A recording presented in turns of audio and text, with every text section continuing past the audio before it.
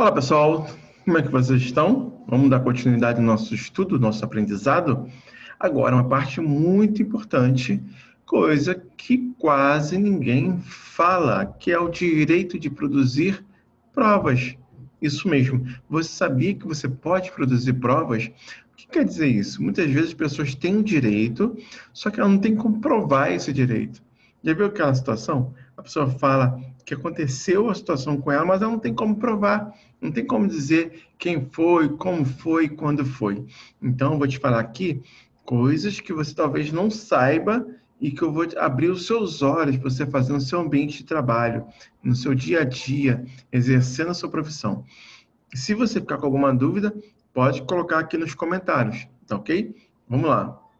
Lembrando que o material está aqui no seu no módulo, né? Você pode baixar e acompanhar junto. Tudo que eu vou falar está no material. Você pode acrescentar alguma coisa que eu vou comentar, um exemplo que eu der, tá bom? Vamos lá. Tudo que você precisa demonstrar necessita de prova, como eu falei para você.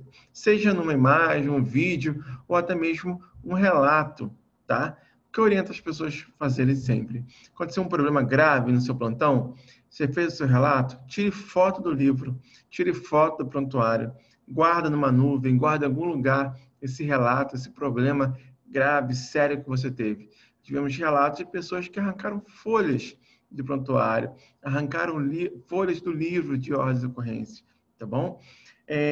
Isso também pode ser usado no processo ético, não somente no processo judicial, também no processo ético. Pode ser utilizado também esses meios de prova que eu vou te falar, quando você vai fazer algum requerimento, alguma denúncia, tudo isso dentro do arcabouço de um processo, tá bom? Dentro, logicamente, organizado, tá? Isso tudo eu vou passar para vocês. Então, quero trazer para vocês meios de prova. O que são meios de prova? São as formas usadas por qualquer pessoa, em qualquer processo, com o intuito de convencer alguém, uma autoridade, uma chefia, que está julgando o seu caso. Por exemplo, um processo administrativo, um PAD, que você esteja sofrendo. Você tem uma prova, você tem como mostrar a essa pessoa que está julgando que você tem o direito, que está na sua condição, você é favorável com essa prova. Mas muitas vezes, não temos essa prova. Então, temos que criar. O primeiro exemplo que eu trago para você, um exemplo importante, é testemunha. E a testemunha, você pode criar testemunha. Mas, Bruno, como é que eu vou criar uma testemunha? Eu vou te falar.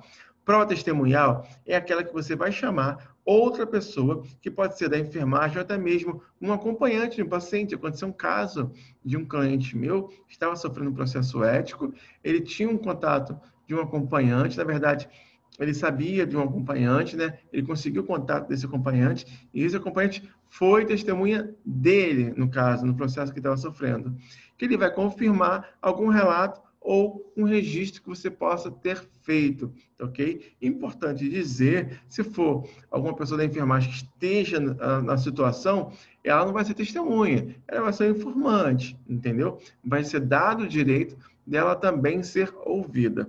Sempre importante registrar para vocês quem estava presente no momento e o que aconteceu no momento, o problema, tá? Então, aconteceu o problema, você vai relatar quem estava presente no momento, tá? Dou um exemplo aqui, ó.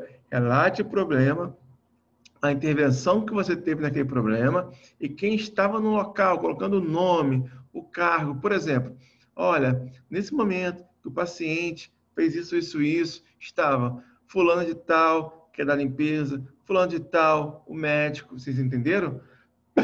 Perdão. Então, vai estar caracterizado naquele relato seu testemunhas, que pode ser você que vai chamar, ou então a própria organização, ou o próprio conselho, se for uma denúncia, e achar importante ouvir essa pessoa. Então, eu chamo de testemunha forçada, tá? Logicamente que ninguém precisa ser forçado a ser testemunha, porém, quando a gente faz um relato desse, você põe à prova quem estava presente no momento, e isso é muito bom você fazer no seu ambiente de trabalho. Então, vai registrar alguma coisa, aconteceu um problema, registre quem estava perto de você.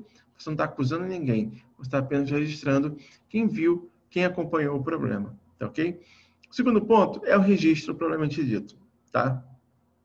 Eu sempre oriento a registrar prontuário e livro de ordens e ocorrências. A enfermagem, ela relata muito sobre o paciente.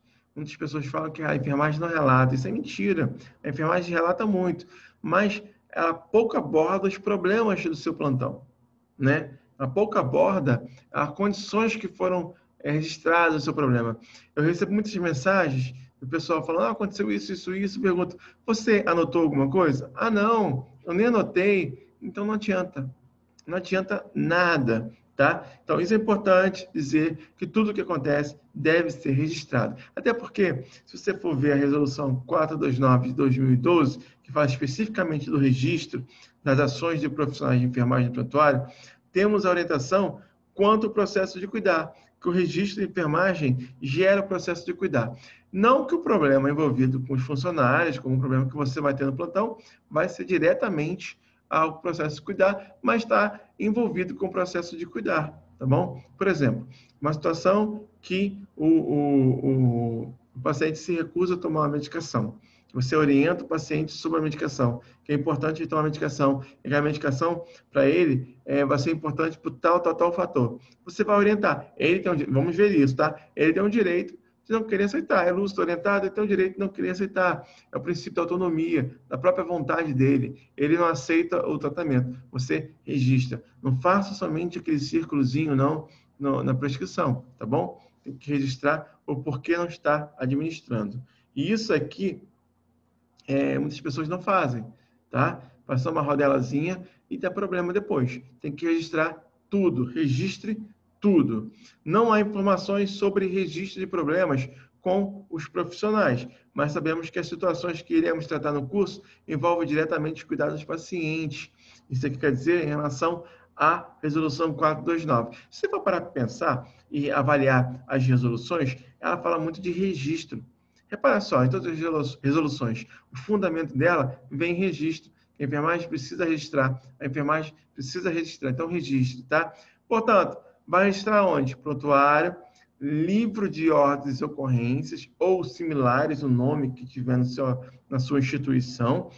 E também, se tiver, não tem um livro, ficou difícil, faça um registro em uma folha que tem o timbre da instituição, né, um logotipo da instituição, e peça aos demais profissionais que estejam com você para assinarem juntos, né, essa intercorrência que tiver no plantão.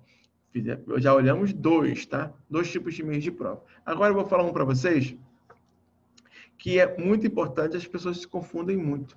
Eu posso gravar a conversa com a minha chefia, por exemplo.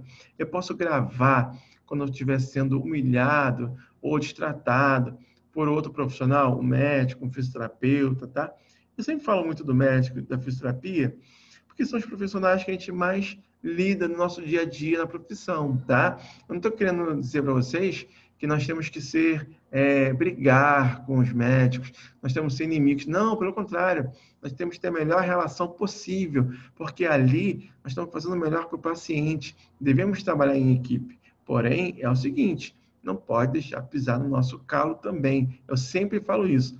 Temos que nos posicionar. E esse curso é para isso, para aprender a direcionar você a se posicionar. Então, você pode gravar? Sim. Você não pode interceptar ligação. Por exemplo, pedir para fazer uma interceptação de telefone X para B. Mas você pode gravar a sua ligação. Olha que interessante. Você vai ligar para alguém, essa pessoa está te provocando um assédio moral, está te fazendo um assédio sexual, e você vai gravar essa ligação. É um meio de prova.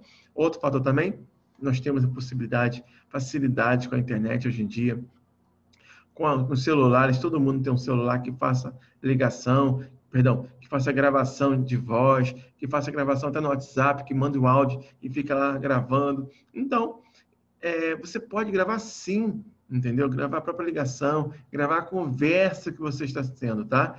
Essa conversa, ela tem uma força probatória maior se colocada em um papel, tá? Mas como você vai fazer isso? Como é que você vai colocar uma conversa de áudio no papel? É o próximo passo. Existe um meio de prova chamado ata notarial. Pouco falado isso, tá? A ata notarial tem um poder probatório, um poder de prova muito grande. O que é isso? você vai levar no cartório de notas, o tabelião vai ouvir o áudio, vai identificar os nomes, vai colocar no papel, e ali vai registrar, e aquilo tem fé pública. Você está fazendo uma prova que quase ninguém conhece, quase ninguém faz. Só isso, Bruno? Não, você pode pegar conversas de WhatsApp e levar no cartório. E também, eu quero fazer uma prova, uma ata notarial. O tabelião vai lá, vai te cobrar um valor, mas você vai ter uma prova, por exemplo, uma conversa WhatsApp. Ele vai dar fé pública que aquela conversa existiu. Porque também, muitas vezes, que o print gerado por WhatsApp pode ser fake, pode ser falso. Concordam comigo? Faz sentido isso que eu estou falando? Então, o que é uma ata? Uma ata notarial. É um ato que, por meio do tabelião, a pedido da parte interessada, no caso você vai chegar lá no cartório, ele lavra um instrumento público, olha só, é público e tem fé pública ali, formalizado pela narrativa fiel de tudo aquilo que verificou por seus próprios sentidos, sem emissão de opinião. O tabelião não vai emitir opinião, falar quem está certo ou não. Ele vai falar, ó, falou isso, aquilo, na mensagem tinha isso, aquilo, e não vai emitir nenhum juízo de valor ou nenhuma conclusão, servindo como prova pré-constituída para sua utilização judicial, extrajudicial, administrativa. Olha a gama de oportunidades que você tem de usar essa prova importante, tá? Na sua situação. Aconteceu alguma coisa? Você tem essa possibilidade? Tem um dinheirinho? Vai lá no cartório e faça uma ata, um ato notarial para você ter essa prova constituída de fé pública, tá? Vai pegar o seu vídeo, vai pegar a sua conversa de WhatsApp, vai pegar o e-mail, vai levar lá e vai transformar isso aí em um papel e você vai ter uma ata, algo público. É bem bacana. A gente usa muito isso nos processos judiciais quando a gente tem um meio eletrônico que a gente quer levar mais fé ao juiz, tá? A gente usa muito isso, a ata notarial. E quando o juiz pega um documento desse, ele cria, estou falando do juiz, né? Mas isso aí pode ser um processo administrativo, um processo ético. As pessoas, quando pegam um documento desse, ficam loucas, falam assim, nossa, essa pessoa está muito bem orientada, tá? Notificação. Gente, a notificação nada mais é do que você peticionar, pedir, ou requerer, ou informar alguém através de um documento, uma notificação. Você pode notificar a sua chefia, outros profissionais, determinando alguma coisa que aconteceu, né? Por exemplo, você teve um problema com algum funcionário da farmácia, por exemplo. Estou dando um exemplo agora na minha cabeça, tá? Você vai notificar essa farmácia do problema que aconteceu. Outra coisa também, notificar ao Corém que não pode exercer suas atividades na instituição porque não tem condições. Né? Nós vamos ver isso também. A instituição não fornece condições para você trabalhar. Então, você vai notificar o Corém através de uma notificação específica para informar que você não tem condições de atuar mais naquele local. Uma notificação, para ter um valor, ela precisa de uma prova, uma contraprova que alguém recebeu. Isso aí, você vai levar um documento para alguém receber com o protocolo, vai assinar uma segunda via, né? E essa segunda via assinada vai ficar com você, provando que você enviou, que a outra pessoa recebeu. Mas se a pessoa não tiver essa condição de receber, se a pessoa, por exemplo, você for enviar para um Corém de outra jurisdição, ou Corém é longe, estou falando Corém, mas pode ser uma instituição também, ou você quer enviar uma notificação para uma pessoa, você vai enviar por AR, aviso de recebimento, vai no correio e vai falar assim, olha, essa notificação, esse papel, esse envelope, eu quero enviar por AR, tá? O AR, o que é isso? É um documento, é um papel que a outra pessoa, quando receber, vai assinar lá que recebeu. Então, vai estar o dia e a hora que a pessoa assinou e a comprovante, o canhoto, vai diretamente para sua casa. Lá no correio, as pessoas ensinam como é que preenche, não tem mistério algum. Você pode até ter vídeos que ensinam a preencher, você vai ter um meio de prova forte, tá? Que alguém recebeu. O último meio de prova que eu estou trazendo aqui para vocês é a perícia. Gente, a perícia, ela pode ser usada tanto judicialmente quanto extrajudicialmente. No processo ético, você pode usar também no processo administrativo, porém, você vai ter que bancar esse perito, tá? O que é uma prova pericial? Prova pericial nada mais é que um expert no assunto, ele vai responder a certos quesitos, perguntas elaboradas ou pela parte, ou pelo advogado, ou pelo assistente técnico, tá? Eu vou falar também para vocês isso.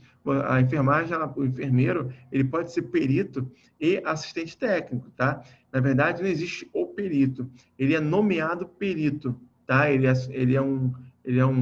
Faz um curso de perícia judicial e quando o juiz nomeia, ele é um perito, tá bom? Por exemplo, quando você vai fazer uma perícia extrajudicial, logicamente que esse perito não vai ser nomeado pelo juiz, mas as partes que estão envolvidas vão chamar um expert no assunto, né? Pode ser um enfermeiro, pode ser um engenheiro, alguma situação que aconteceu na sua instituição, tá? Por exemplo, aconteceu já isso, uma pessoa que estava recebendo um processo administrativo porque não estava batendo no ponto, o ponto não estava marcando o dedo dela, e aparecia o nome dela a hora que ela entrava, a hora que ela saía no ponto, mas no sistema não estava aparecendo. E essa pessoa estava recebendo 30 dias de falta, e abriram um processo administrativo. Então, ele contratou, essa pessoa contratou um perito para provar que o dedo dele não estava marcando no aparelho do ponto eletrônico. Para vocês verem como é que uma pessoa orientada consegue produzir provas e se safar. Então, aqui são 6 meios de prova que vocês podem usar dia a dia. Tirando a perícia judicial, que você não vai ter como você usar dia a dia, são 5 meios de prova para você usar aí diariamente no seu ambiente de trabalho. Você vai produzir prova para poder ter uma quantidade de um elemento, para que você quiser atuar de forma tranquila, com uma prova embaixo da manga, como eu costumo falar, né? Eu sempre falo o seguinte, você na sua atuação, no seu plantão, aconteceu algum problema sério, você já fica atento. Profilaxia da apreensão. Anota, registra, testemunha, tira foto e guarda. Se você não precisar, ótimo. Se você precisar, você vai ter uma prova, tá ok? Essa aula super importante. Eu sempre, quando eu estava planejando o curso de secando, eu falei, temos que falar sobre prova. Ou a enfermagem precisa produzir prova. É algo que não sabem, porque, na verdade, na faculdade não te ensina a fazer isso, no curso técnico não te ensina, na pós-graduação não te ensina a se defender. Quando formos falar de deveres, vamos falar de responsabilidade civil também, eu vou falar da relação de fornecedor-consumidor. Muito importante isso, tá bom, gente? Se vocês tiverem dúvidas, coloca nos comentários que nós vamos responder e trabalhar da melhor forma possível. A sua dúvida pode ser a dúvida do seu amigo também. Vamos juntos. Tem muito mais pela frente.